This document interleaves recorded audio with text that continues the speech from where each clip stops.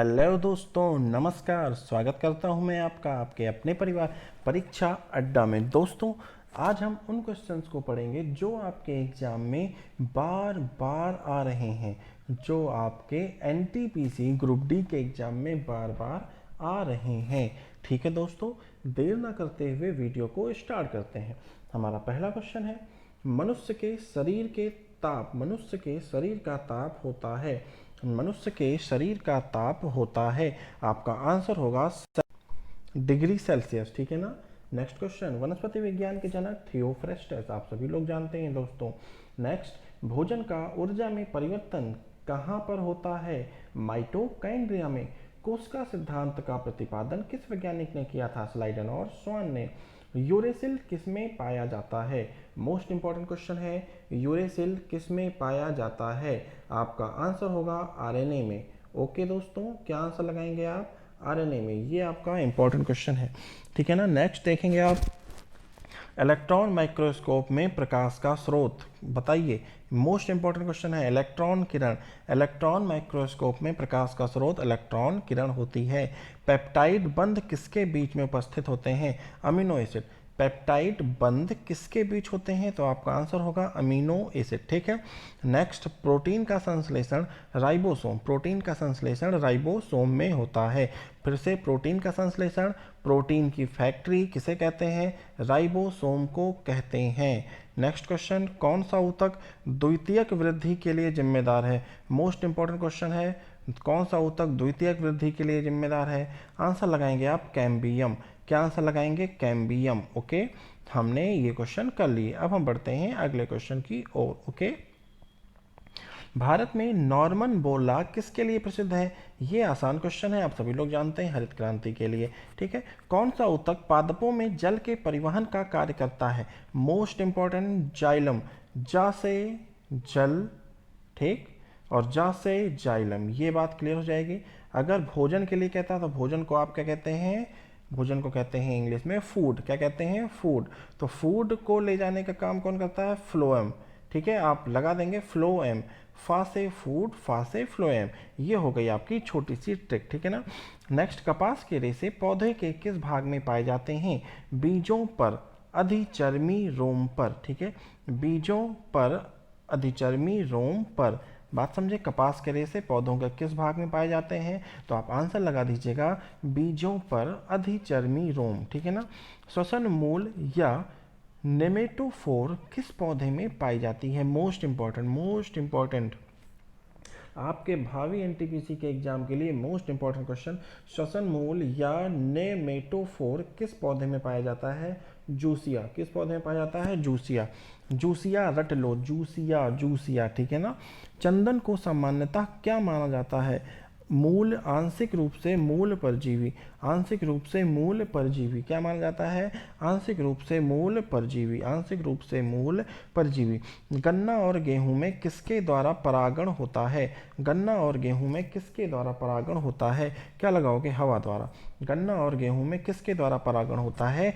हवा द्वारा। ठीक है ना। वाष्पोत्सर्जन मापी यंत्र। वाष्पोत्सर्जन मापी यंत्र, मोस्ट इंपॉर्टेंट, कहीं नहीं देखा होगे बेटा।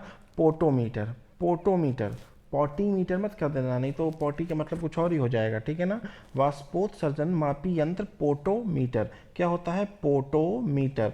वाष्प का उत्सर्जन नापता है कौन सा यंत्र? पोटोमीटर। ठीक है। सबसे बड़ी आंखें किस स्तनधारी की होती हैं? सबसे बड़ी आंखें किस स्तनधारी की होती हैं? हिरण की भैया। ठीक है, सबसे बड़ी आंखें हिरण की होती हैं, याद रखोगे। किसकी होती हैं? हिरण की होती हैं। Next question, carbon dioxide CO2 के उत्सर्जन में सर्वाधिक योगदान करने वाला देश है? आप सभी लोग जानते हैं CO2 का सबसे ज़्यादा उत्सर्जन कौन करता है? भैया, संयुक्त राष्ट्र अमेरिका। संयुक्त राष्ट्र अमेरिका। ठीक। बॉटनी शब्द ग्रीक भाषा का शब्द है, जानते रहिए, बॉटनी ग्रीक भाषा का शब्द है। पौधों की आंतरिक संरचना का अध्ययन शारीरिकी कहलाता है। क्या कहलाता है? शारीरिकी कहलाता है। आंतरिक संरचना का अध्ययन क्या कहलाता है? शारीरिकी कहलाता है। ठीक। जीवित प्राणियों के शरीर में होने वाली कौन सी एक प्रक्रिया पाचक प्रक्रिया है? बहुत ही ध्यान से। जीवित प्राणियों के शरीर में होने वाली कौन सी एक प्रक्रिया पाचक प्रक्रिया है? तो जानते रहिए, प्रोटीन का एमिनो अम्लों में विघटन, प्रोटीन का एमिनो अम्लों में विघटन। ठीक, नेक्स्ट क्वेश्चन, प्रोटीन के पाचन में सहायक, मोस्ट इंपॉर्टेंट, प्रोटीन के पाचन में सहायक ट्रिप्सिन, प्रोटीन के पाचक में सहायक ट्रिप्सिन। ट्रिप्सिन आप जानते हैं पाचन तंत्र, मैंने पढ़ाया हुआ है आपको। जो लोग वीडियो नहीं देखे हैं पाचन तंत्र का, वह डिस्क्रिप्शन में जाकर लिंक पर क्लिक करके उस वीडियो को देख सकते हैं, ठीक है ना। प्रोटीन के पाचन में सहायक ट्रिप्सिन, ठीक है। उन देशों में जहाँ के लोगों का मुख्य खाद्यान्न पॉलिश किया हुआ चावल होता है, किस रोग से लोग पीड़ित होते हैं? भैया विटामिन B1 की कमी हो जाती है, थायमीन की कमी। अगर आपने चावल में पॉलिश कर दी तो उसमें विटामिन B1 की कमी हो जाएगी, जिस कारण रोग होगा कौन सा? Beriberi. कौन सा? बेरी बेरी, ठीक है ना। मांसपेशियों में से किसके एकत्र होने से थकान होती है, मांसपेशियों में दर्द होता है? तो आप जानते हैं सभी लोग, लैक्टिक अम्ल, लैक्टिक एसिड, ठीक है। जीव विज्ञान शब्द का प्रयोग सर्वप्रथम किसने किया था? जीव विज्ञान की खोज अरस्तु ने की थी, फादर अरस्तु हैं। लेकिन सर्वप्रथम अगर पूछा जाए कि भाई प्रयोग किसने किया था, तो आप कहेंगे लैमार्क एवं ट्रेविरेनस, ठीक है ना, लैमार्क एवं ट्रेविरेनस। ओके, वह विज्ञान जिसका संबंध जीवधारियों के अध्ययन से होता है जीव विज्ञान कहलाता है, ठीक है ना। चलिए नेक्स्ट क्वेश्चन, फाइकोलॉजी में किसका अध्ययन होता है? शैवालों का। फाइकोलॉजी में शैवालों का अध्ययन होता है। पर्यावरण का अध्ययन जीव विज्ञान की किस शाखा के अंतर्गत, पारिस्थितिकी के अंतर्गत किया जाता है? पर्यावरण का अध्ययन जीव विज्ञान की किस शाखा के अंतर्गत किया जाता है? तो दोस्तों पारिस्थितिकी के अंतर्गत किया जाता है। फूलों के संवर्धन के विज्ञान को फ्लोरिकल्चर कहते हैं, बहुत ध्यान से देखना, फूलों के संवर्धन, ठीक है, फा से फूल, फा से फ्लोरिकल्चर, ध्यान रहेगा। सजावटी वृक्ष तथा झाड़ियों, सजावटी, ध्यान रखो, सजावटी वृक्ष तथा झाड़ियों, ठीक, के संवर्धन के अध्ययन को और बेरी कल्चर और बोरी कल्चर कहते हैं।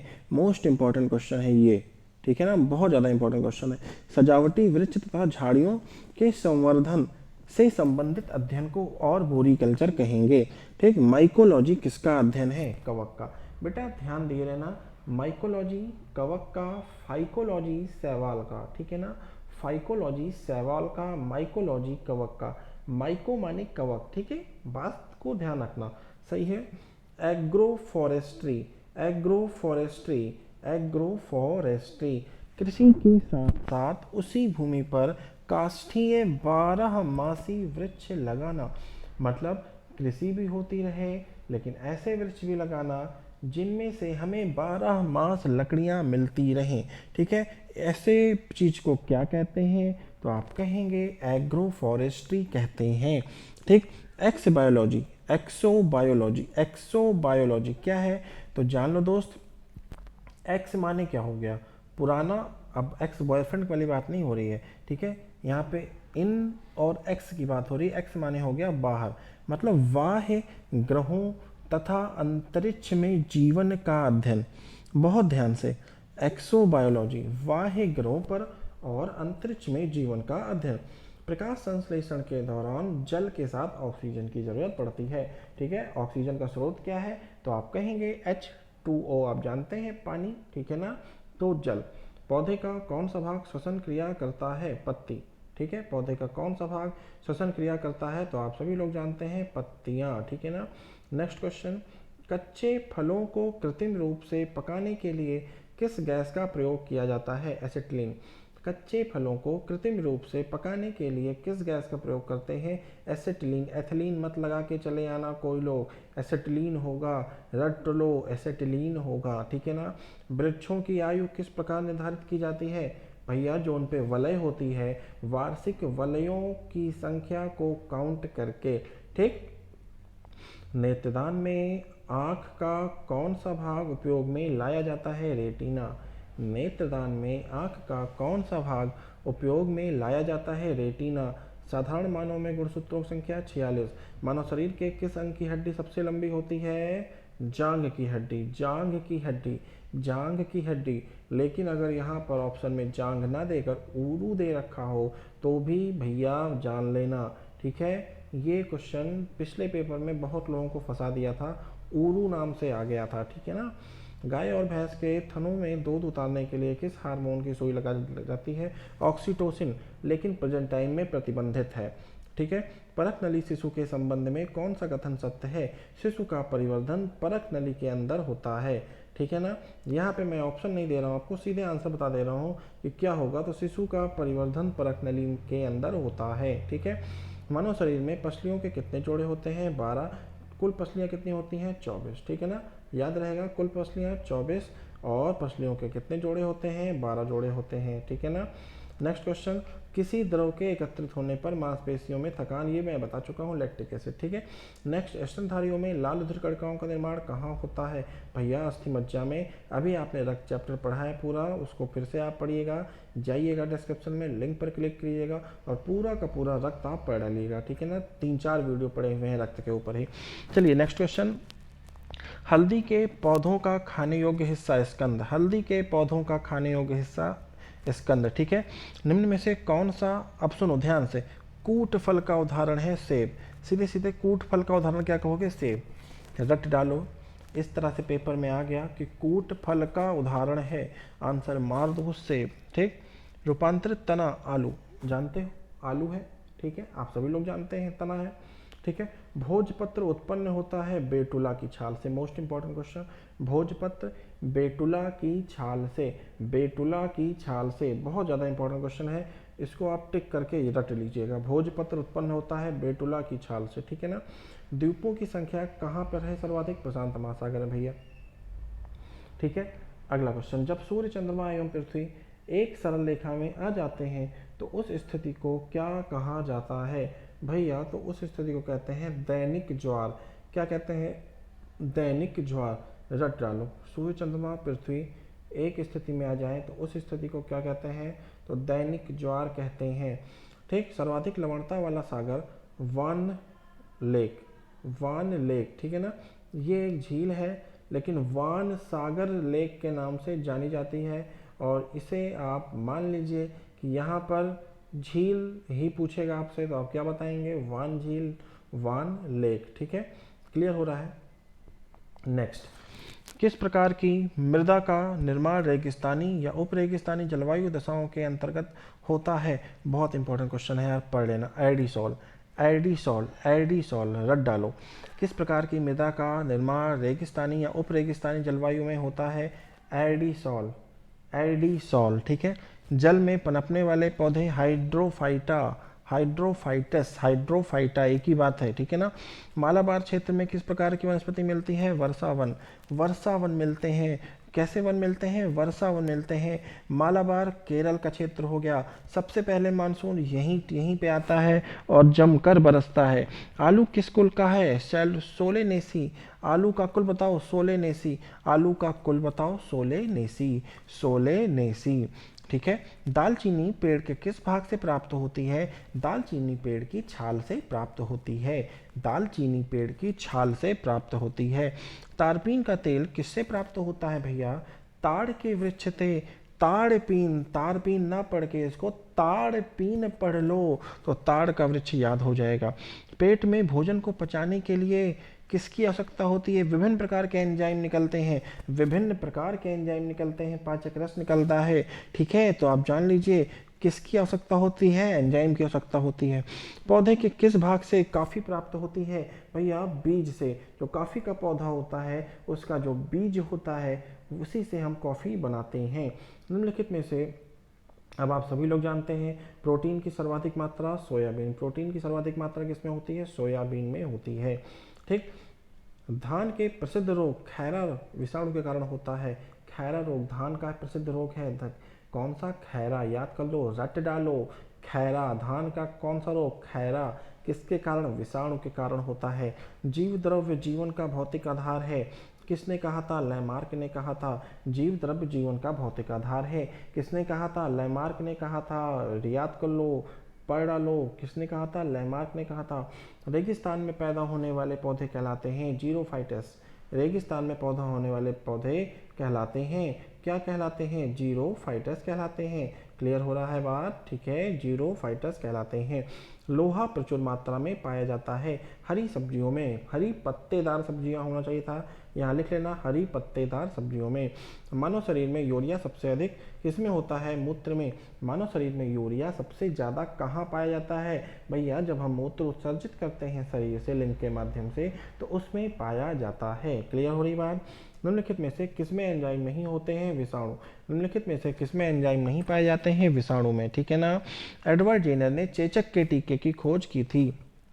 एडवर्ड जेनर ने चेचक के टीके की खोज की थी। रट लो, याद कर लो, एग्जाम के लिए बहुत इंपॉर्टेंट है। एडवर्ड जेनर को टीकाकरण का पिता भी कहा जाता है, याद कर लो। लुईस पास्चर ने टीबी के टीके की, लुईस पास्चर ने रेबीज के टीके की खोज की थी, याद कर लो। ठीक है ना। लुईस पास्चर ने रेबीज के टीके की खोज की थी।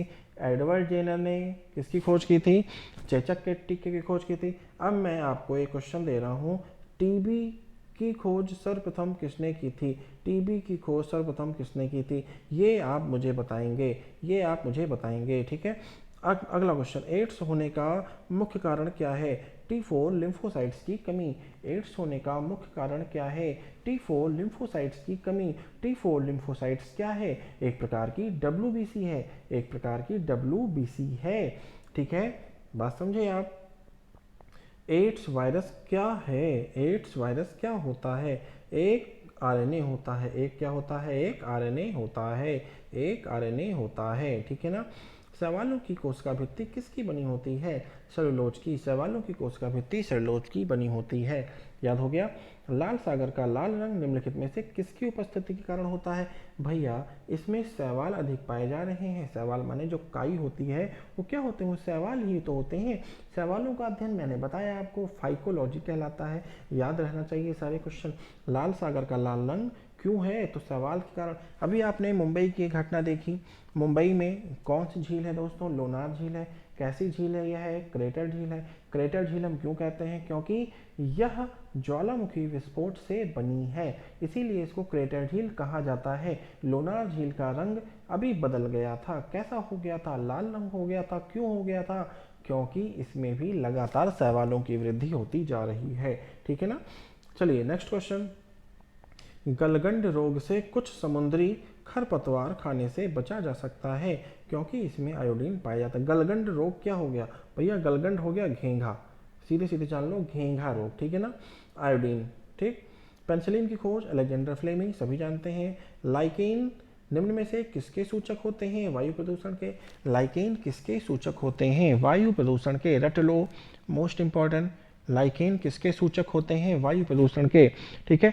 कुनैन किससे प्राप्त होता है? सिनकोना से। सिनकोना से कुनैन सिनकोना से प्राप्त होता है।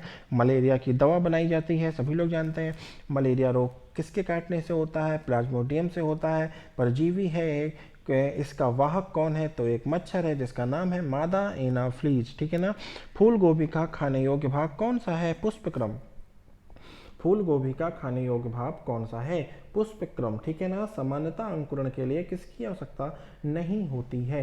अंकुरित होने के लिए किसकी आवश्यकता नहीं होती है? प्रकाश की आवश्यकता नहीं होती है, बिल्कुल नहीं होती है। चना वना भिगोने के लिए रखते होंगे, देखते होंगे, भिगो दिया आपने, लाइट वाइट बंद कर दो, लेकिन सुबह अंकुरित हो जाते हैं। तो अंकुरण के लिए प्रकाश की आवश्यकता नहीं होती है। तना काट आमतौर पर किसके प्रवर्धन के लिए प्रयोग किया जाता है? गन्ने के प्रवर्धन के लिए। ओके, गन्ने के प्रवर्धन के लिए। ठीक। नारियल का खाने योग्य भाग है भ्रूणपोष। नारियल का खाने योग्य भाग है भ्रूणपोष। आम के पौधे का वनस्पति नाम, मोस्ट इंपॉर्टेंट, मैग्नीफेरा होना चाहिए। यहाँ पे थोड़ा सा मैंजीफेरा लिखा हुआ है, इसको आप करके मैग्नीफेरा कर लीजिए। Mangifera indica, Mangifera indica. ठीक है, मैग्नीफेरा इंडिका, इसको आप इस प्रकार से मैग्नीफेरा इंडिका कर लीजिए। ओके। चलिए नेक्स्ट क्वेश्चन, निषेचन क्रिया क्या है? एक नर युग्म का अंडाणु से संयोजन। एक नर युग्म का अंडाणु से संयोजन, इसको आप याद कर लेंगे। निषेचन, निषेचन किसमें किसके बीच होता है? तो आप जानते हैं, एक फीमेल और एक मेल। ठीक है। तो एक नर युग्मक का अंडाणु से संयोजन। ठीक है ना। नर युग्मक क्या हो गया? शुक्राणु हो गया, शुक्राणु का अंडाणु से मिलन। ठीक है। संसार का सबसे बड़ा पुष्प रफलेसिया। रेफ्लेशिया, रेफ्लेशिया, रट लो संसार का सबसे बड़ा पुष्प रेफ्लेशिया, अरे लगभग 10 मीटर होता है। ठीक है, जीवन चक्र की दृष्टि से पौधे का सबसे महत्वपूर्ण अंग पुष्प, जीवन चक्र की दृष्टि से पौधे का सबसे महत्वपूर्ण भाग कौन सा है? पुष्प है। मानव शरीर में रक्त का शुद्धिकरण कहाँ होता है? भैया रक्त का शुद्धिकरण वृक्क में, किडनी में।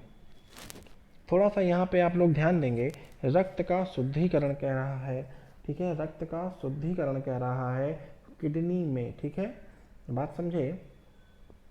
चलो नेक्स्ट क्वेश्चन दोस्तों आप देखेंगे, सफेद रक्त कण का मुख्य कार्य होता है रोग प्रतिरोधक क्षमता धारण करना, रोग प्रतिरोधक क्षमता धारण करना। ठीक है, जो 85 क्वेश्चन है इसका आंसर वृक्क ना होकर मुझे लगता है कि आप रक्त का शुद्धिकरण चूंकि पूछा है तो यहाँ पे फेफड़े, मुझे लगता है ये सही होगा, फेफड़े। ठीक है ना, लंग्स, वृक्क ना होकर। अगर पूछा होता कि भाई रक्त का सांद्रीकरण, रक्त का छनन कहाँ होता है तो आप वृक्क लगाते, लेकिन यहाँ पर मुझे लगता है कि शुद्धिकरण है तो यहाँ पर फेफड़े आंसर होने चाहिए। ठीक है ना, चलिए अगला क्वेश्चन, भारत की प्रमुख धान्य फसल है चावल, कौन सी है? चावल। ठीक है ना, पत्तियों के दो मुख्य कार्य होते हैं, प्रकाश संश्लेषण और वाष्पोत्सर्जन। ओके, रात्रि में पेड़ के नीचे सोना हानिकारक होता है क्योंकि पेड़ कार्बन डाइऑक्साइड छोड़ते हैं। मानव शरीर में प्रचुर मात्रा में कौन सा तत्व होता है? ऑक्सीजन। इसको आप याद कर लीजिए, मानव शरीर में प्रचुर मात्रा में ऑक्सीजन पाई जाती है।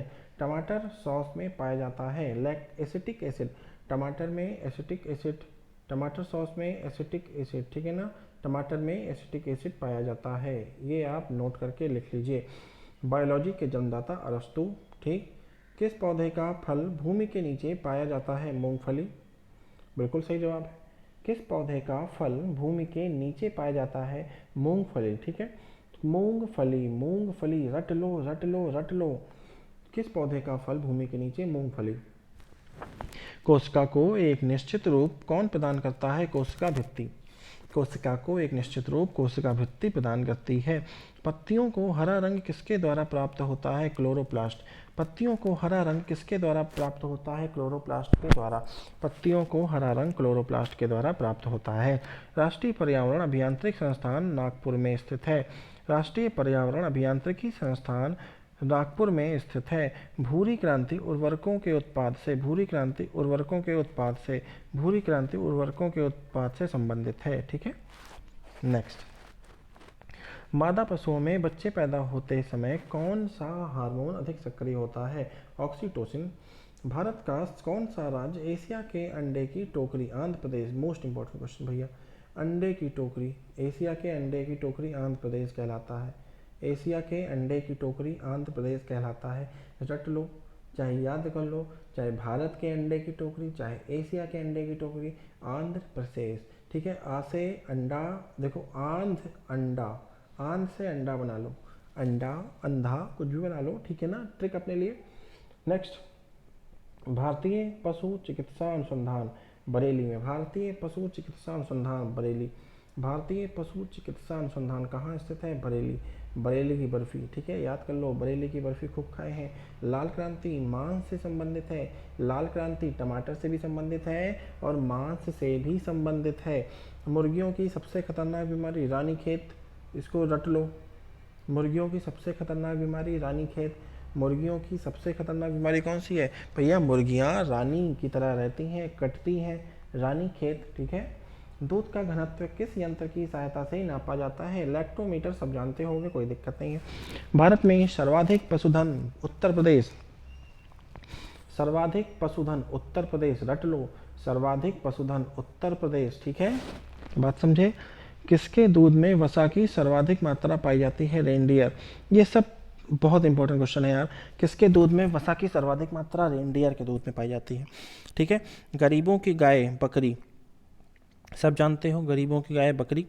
ठीक है, अगला क्वेश्चन देखो, दुधारू गाय की मुख्य पहचान। ठीक, देखो, अयन पूर्ण विकसित होता है, दुग्ध नलिका उभरी रहती है, दुग्ध नलिका टेढ़ी मेढ़ी होती है। ठीक है, अगला, भारत में सबसे ज़्यादा बकरियां उत्तर प्रदेश। ठीक, ऊन के लिए विख्यात पशु पश्मीना एक बकरी है। पश्मीना क्या है? पश्मीना क्या है? एक बकरा है, एक भेड़ है, यहाँ पे आप बकरी भी कह सकते हैं। ठीक है। किस स्तनधारी के दूध में जल की मात्रा सबसे कम होती है? हाथी के भैया, हाथी के दूध में जल की मात्रा सबसे कम होती है। केंद्रीय भेड़ एवं ऊन अनुसंधान केंद्र देहरादून। बात समझे? ऊन एवं, देखो ऊन एवं कौन सा? केंद्रीय भेड़ अनुसंधान केंद्र देहरादून। मनुष्य के शरीर में एंटमीबा हिस्टोलिट का आंतों में पाया जाता है। एंटमीबा हिस्टोलिट का याद कर लो। एंटमीबा हिस्टोलिट का कहाँ पाया जाता है? तो कहोगे आंतों में पाया जाता है। ठीक है। एंटमीबा हिस्टोलिट का एक ऐसा जीवाणु है जिससे एक रोग भी होता है, उसका नाम आप मुझे बताइएगा। ठीक। मच्छर में मलेरिया परजीवी का जीवन चक्र किसने खोजा था? रोनाल्ड लास्ट। मोस्ट इंपॉर्टेंट, मलेरिया मच्छर परजीवी का जीवन चक्र रोनाल्ड रास ने खोजा था। किसमें रक्त नहीं होता है किंतु वह श्वसन करता है? हाइड्रा। ठीक है ना। तो दोस्तों ये थे कुछ 114 क्वेश्चन मैंने आपको बताया यहाँ पे। ठीक है। लगभग ये क्वेश्चन आप रटेंगे, याद कर लेंगे। इसकी नेक्स्ट सीरीज लगभग अभी भी जो आपके इंपॉर्टेंट क्वेश्चन हैं यहाँ पे वो 60-70 अभी भी बचे हुए हैं, उनको मैं नेक्स्ट वीडियो में लाऊंगा आपके लिए। ठीक है। और ये वीडियो दोस्त आप देखिए, बार बार देखिए और इसको पूरा आप तैयार कर लीजिए। इसमें से क्वेश्चन निश्चित रूप से आना ही आना है। ठीक है। बाहर नहीं जाएगा दोस्त मेरे। ठीक है ना।